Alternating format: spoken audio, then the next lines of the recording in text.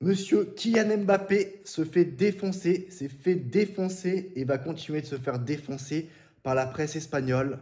Mais ça, c'était tellement prévisible. On l'avait dit à chaque contre-performance en Espagne.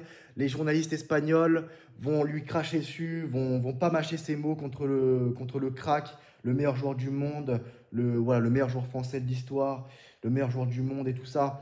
On l'avait dit, et je vais vous lire ce qui a été dit dans la presse, contrairement, voilà, par rapport à lui. Alors, Kylian Mbappé se fait allumer en Espagne. Il ne sera jamais Cristiano Ronaldo. Il n'aura jamais son leadership, ni son caractère. Julio Pulido, Cadenasser. J'invente rien du tout. J'invente rien du tout.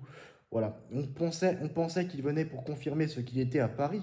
Mais mec, si on enlève son triplé contre City, voilà.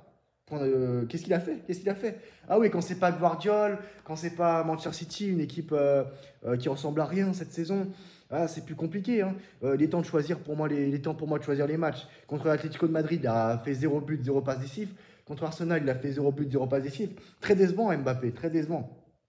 C'est pas contre Leganés, contre Alaves, contre je sais pas qui, Valence qu'on va. Voilà, c'est ça, qu'on va le juger. C'est que dans ces matchs-là, c'est dans ces soirées-là qu'on le juge. Florentino Pérez l'a recruté pour ça, non? Bah voilà, avant son arrivée, le Real Madrid gagnait tout.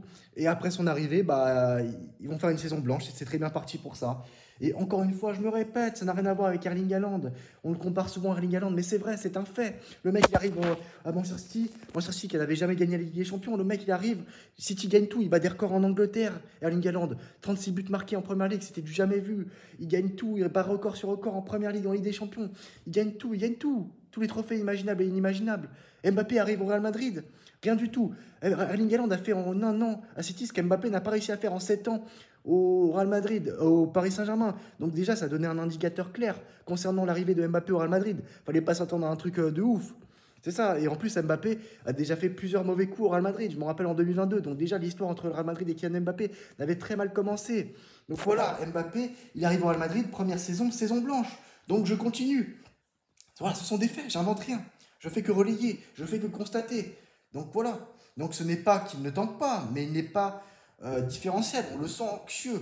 Les gens ont voulu voir en Mbappé un nouveau Cristiano Ronaldo, mais il en est à des années-lumière. Mbappé, il ne faut pas le comparer avec Cristiano Ronaldo, il faut le comparer avec Vinicius, et au final, c'est le Real Madrid qui est perdant.